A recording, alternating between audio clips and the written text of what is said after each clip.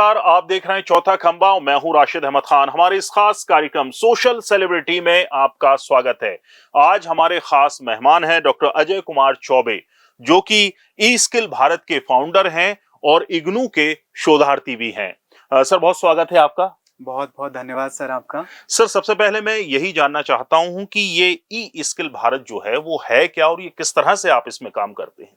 जी sir, अगर ई skill Bharat की बात की जाए तो ये जी इस तरीके का एक पोर्टल या एक वेबसाइट क्रिएट किया गया है जी जिसके थ्रू चाहे कोई स्कूल कैंडिडेट हो, कॉलेज कैंडिडेट हो, जॉब जी सीकर हो, जी प्रोफेशनल हो, उन जी सबकी एक नेटवर्किंग हो जाती है। जी किस तरह से? क्योंकि यहाँ पर ब्लॉग हैं, ब्लॉग के साथ कोर्सेज हैं और जी एडवांस कोर्सेज हैं, चैट जीपीटी से रिलेटेड कोर्सेज हैं, एआई से रिलेटेड कोर्सेज हैं, जी। और साथ में जो कंपटीशन से रिलेटेड स्टूडेंट होते हैं उनके लिए हम्म हमने एमसीक्यूज या करंट अफेयर और जनरल नॉलेज से रिलेटेड हम्म क्वेश्चन रख रखे हैं।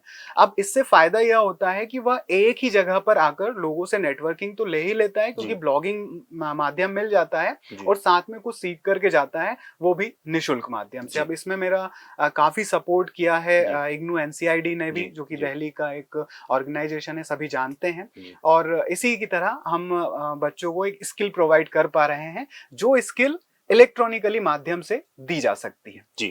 डॉक्टर साहब, एक और ये देखने में आता है कि छोटे बच्चे जो रहते हैं, 4 साल के भी, 5 साल के भी, या इससे थोड़े और बड़े जी भी, टेक्निकली तो बहुत साउंड रहते हैं, मोबाइल भी चला लेते हैं और भी गैजेट्स जो रहते हैं वो भी चलाते हैं, लेकिन इस टेक्निकल नॉलेज को, टेक्निकल जो ज्ञान है उसको वो स्किल में नहीं बदल पाते। मसलन कि वो इस आगे बढ़ के इस जो जो टेक्निकल ज्ञान है उसको अर्निंग में नहीं बदल पाते और या रोजगार से नहीं जोड़ पाते। वो क्या दिक्कत है और किस तरह से जो यूथ है वो अपनी स्किल को अपग्रेड करे। सर, ये बहुत ही अच्छा क्वेश्चन है और ज्वलंत मुद्दा भी है आज के समय का। जी क्योंकि अगर हम रोजगार परक, जो कि आपने वर्ड यूज किया, रोजगार परक कुछ पाठ्यक्रम को देख लें, कोर्सेज को देख लें, तो जी स्टूडेंट अपनी जो रॉ वर्थ है उसको स्किल में कन्वर्ट कर सकता है। तो जी जैसा कि आपने सवाल पूछा, एक बच्चे के पास आज मोबाइल है, चाहे वो किसी भी वर्ग का हो, जी लेकिन जो उसको मटेरियल मिल रहा है वो स्ट्रक्चरल वे में नहीं है। चाहे आप यूट्यूब पर देख लें जी या इंस्टाग्राम पर देख लें, इसके लिए जरूरी हो जाता है कि वो सीख तो बहुत कुछ रहा है, लेकिन एक स्ट्रक्चरल वे में किसी मार्गदर्शन से नहीं सीख पा रहा है। जी अब मार्गदर्शन में अगर कोई एक्सपर्ट या एक एज का जो कई जगह काम कर चुका है, वो मेंटोर स्टूडेंट को मिल जाए, जॉब सीकर को मिल जाए, तो वो आसानी से जो सीख रहा है उसको स्किल में कन्वर्ट कर सकता है। लेकिन उसके पहले आपको जानना जरूरी है कि आपके स्किल का लेवल किस तरह से होगा और क्या हो सकता है। अब इसी में आपने एक और क्वेश्चन पूछा जो कि बहुत ही इंपॉर्टेंट हो जाता है, कि अगर वो सीख रहा है और सोशल मीडिया हमारे पास प्लेटफॉर्म है, जी तो वो अर्निंग भी कर सकता है। बिल्कुल। तो कहीं ना कहीं हम भी उससे अर्निंग कर रहे हैं। यूट्यूब हो गया, इंस्टाग्राम हो गया, आप स्पॉन्सरशिप या जी एफिलिएट मार्केटिंग के थ्रू जी अर्निंग कर सकते हो। और जो आपके पास स्किल है, अगर यूथ देख रहा है इस वीडियो को जी और आपके पास किसी भी तरीके की स्किल है, जी तो आप उसको यूट्यूब या इंस्टाग्राम पर शो करते हुए जी आराम से अर्निंग कर सकते हैं, बट एक मार्गदर्शन में। मैं अजय जी यही जानना चाह रहा था कि आपने जिक्र किया अंतरिक्ष दिवस का। 2 दिन पहले अंतरिक्ष दिवस गुजरा है। जी 23 अगस्त को पहला अंतरिक्ष दिवस मनाया गया। आम जो लोग हैं वो अंतरिक्ष से कनेक्ट नहीं कर पाते। जैसा आपने कहा कि खुला आसमान ऊपर दिखाई देता है, लेकिन जब हम अंतरिक्ष विज्ञान की बात करते हैं तो लोग कनेक्ट नहीं कर पाते, बहुत मुश्किल लगता है। जो छात्र हैं, जो स्कूल में हैं, अभी कॉलेज में हैं, वो कैसे इस फील्ड में अपना भविष्य बनाएं और इसमें फील्ड में आगे बढ़ें।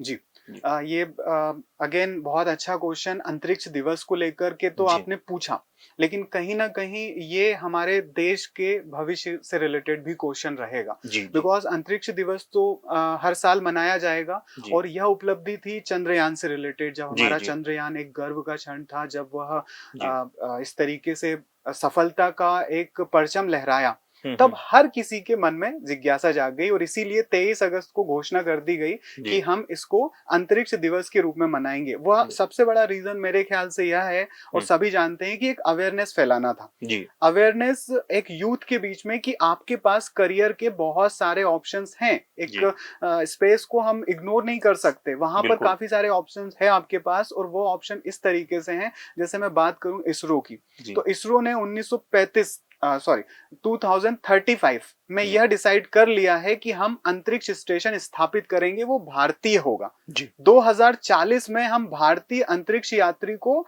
चंद्रमा पर उतारेंगे। यह उनका फ्रेमवर्क है, यानी कि 15-20 साल का इसरो ने फ्रेमवर्क तैयार कर दिया है। और यह सबसे बड़ी चीज हो गई कि आज जो यूथ है, चाहे वो 5वीं क्लास में है, यूजी पीजी या डिप्लोमा आईटीआई कर रहा है, उसके लिए भी भाई 20 साल के लिए करियर डिसाइड हो गया है कि वह स्पेस से रिलेटेड अपना करियर स्थापित कर फील्ड में जा सकता है, उस फील्ड में जा सकता है। बस डिसाइड ये करना पड़ेगा कि आप किस लेवल पे जाना चाहते हैं। आप रिसर्च में जाना चाहते हो या डेटा कलेक्शन में जाना चाहते हो या टेबल वर्क करना चाहते हो इसरो के साथ, तो चाहे आप इंजीनियरिंग में हो, चाहे आप आर्ट्स से बिलोंग करते हो, आपके लिए अपॉर्चुनिटी स्पेस टेक्नोलॉजी में भी है।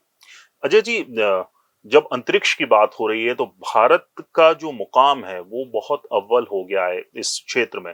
साइकिल से सफर शुरू हुआ था, साइकिल पर रॉकेट, वो जो फोटो काफी देखने में आती है कि रॉकेट का एक हिस्सा जो साइकिल पर लेकर जा रहे हैं। और आज भारत जो है चंद्रयान सफल हुआ है, उसका जो प्रोजेक्ट था, किस नजर से देखते हैं, कितना अहम है भारत का ये मुकाम तक पहुंचना? सर, ये बहुत बड़ा मुकाम है। और हम अगर अग्नि की उड़ान जो अब्दुल कलाम जी के ऊपर बुक लिखी गई थी, अगर उसको देखें, फायर विंग्स के बारे में देखें, पढ़ें उसको, तो उसमें यही फोटोग्राफ जो आपने जिक्र किया है इंटरनेट पर भी मिल जाती है कि किस तरीके से साइकिल के ऊपर मिसाइल के जो कंपोनेंट हैं वो लेकर के जाया जा रहा था साइंटिस्ट के द्वारा, हमारे doctor APJ Abdul Kalam sir के द्वारा।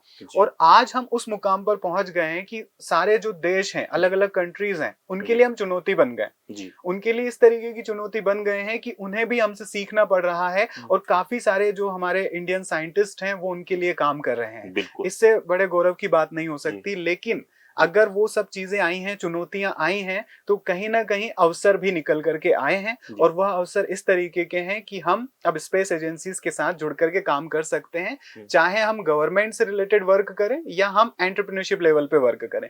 आज के टाइम पर हम अपना खुद का एक उद्योग, प्राइवेट उद्योग स्थापित कर सकते हैं और स्पेस एजेंसीज के लिए काम कर सकते हैं, जैसे स्पेस एक्स इसका बहुत बड़ा उदाहरण है सर। जी।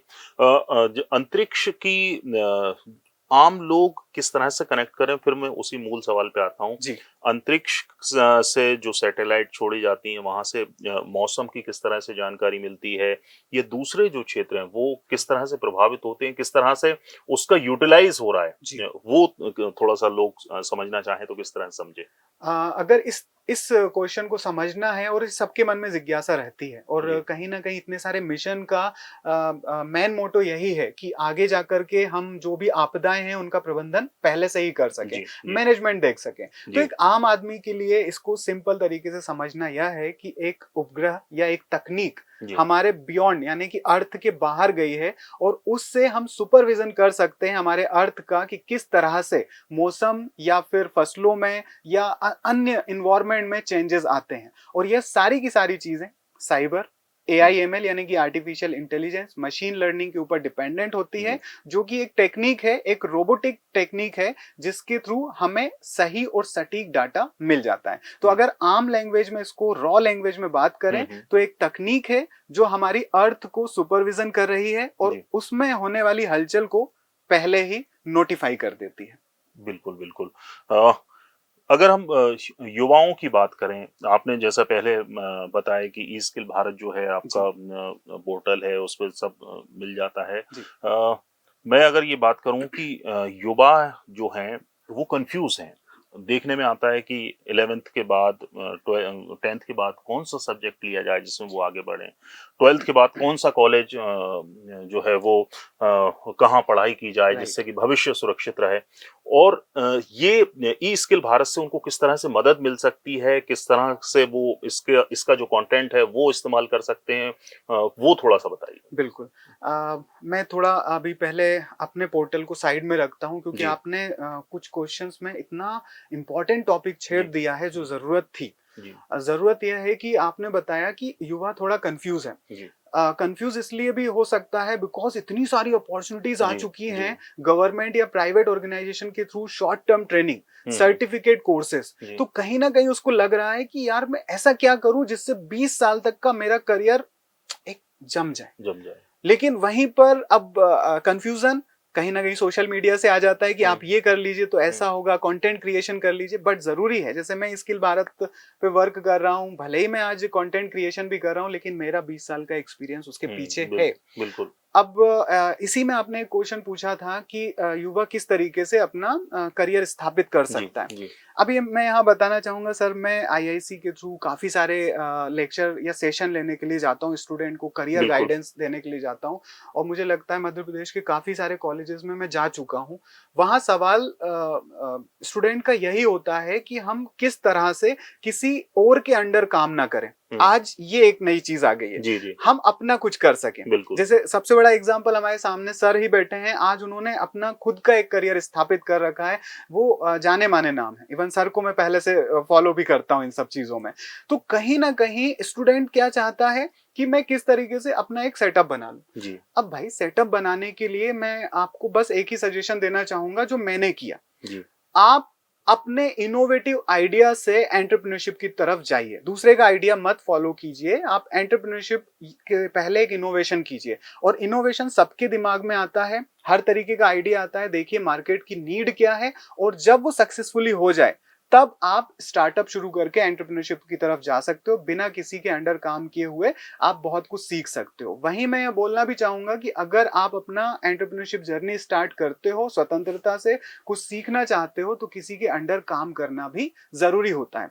यहाँ मैं एक एग्जाम्पल देना चाहूंगा, जैसे अभी मैं आपसे डिस्कशन में बोल रहा था, मैं काफी जगह मेंटरिंग के लिए भी जाता हूँ, तो मित्तल ग्रुप ऑफ इंस्टीट्यूशन है भोपाल का, बहुत पुराना संस्थान है। वहां के एक स्टूडेंट का मैं बताना चाहूंगा, उसके पास ऐसा एक आइडिया है कि वह जो आजकल बहुत ज्यादा प्रॉब्लम्स क्रिएट होते हैं, स्टूडेंट में फ्रस्ट्रेशन क्रिएट होता है, उस फ्रस्ट्रेशन को हटाने के लिए उसने योग और पुराणों पे आधारित एक वेबसाइट को फॉर्म किया है, और उस वेबसाइट के थ्रू स्टूडेंट या फिर जॉब सीकर या फिर जो टीचर्स होते हैं, यूनिक आइडिया है, और वो हमारे पुराणों से, हमारे धर्म ग्रंथों से निकल के चीजें आई हैं कि ये भी कहा जाता है ना कि धर्म से जब आप कनेक्ट होते हैं तो आपको मानसिक शांति मिलती है, आपके जो कहीं कंफ्यूजन है वो दूर होते हैं, मन शांत रहता है। तो उसने काफी सारे स्टूडेंट्स को काउंसिल कर लिया, उसमें आईआईटी के स्टूडेंट्स भी हैं। तो ये मैं एक संस्थान का उदाहरण बता रहा हूँ, मैं ऐसे हजारों संस्थान बता सकता हूँ कि बच्चा कंफ्यूज भी है, लेकिन कहीं ना कहीं उसके पास एक धारा है कि मुझे क्या करना है, बस उसे एक सही मेंटोर मिल जाता है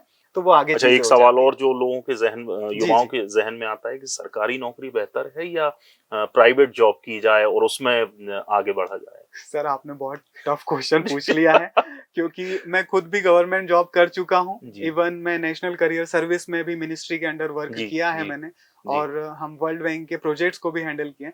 मुझे लगता है कि एक पार्ट है कि गवर्नमेंट जॉब एक बेटर ऑप्शन होता है। क्यों बेटर ऑप्शन होता है? सेफ्टी सिक्योरिटी अब एक अदर ऑप्शन भी हो गए, एक अदर बेनिफिट है, लेकिन सबसे बड़ी चीज सीधे गवर्नमेंट से कनेक्शन होने के कारण जो अपॉर्चुनिटीज वर्ल्ड से इंडिया को मिलने वाली है वह आपको पता चल जाती है। और जब वो आपको पता चल जाती है तो आपकी सोच की लिमिटेशंस बियॉन्ड आप सोचने लगते हैं। वहीं अगर, लेकिन ये भी सोचना पड़ेगा कि गवर्नमेंट जॉब हर किसी को नहीं मिल सकती, क्योंकि इतने हमारी जनसंख्या पॉपुलेशन के कारण और स्किल डिमांड भी हो गई है, तो फिर हार नहीं मानने की जरूरत है। कंपटीशन एग्जाम्स हैं वो भी आप क्वालिफाइड नहीं कर पा रहे हैं, देन प्राइवेट जॉब में आप अपनी स्किल के अकॉर्डिंग अपॉर्चुनिटी गेन कीजिए, नहीं तो फिर इनोवेशन के थ्रू आप बना सकते हैं। तो आपके क्वेश्चन का एक लाइन में आंसर ये होगा, क्योंकि मुझे लगता है कि आप खुद उस गवर्नमेंट जॉब में रह चुके हैं, इसलिए आपसे बेहतर कौन मैं दोनों फेस मैंने सर फाइंड आउट किए, तो मुझे लगता है कि फर्स्ट सीखने के हिसाब से आप गवर्नमेंट लेवल,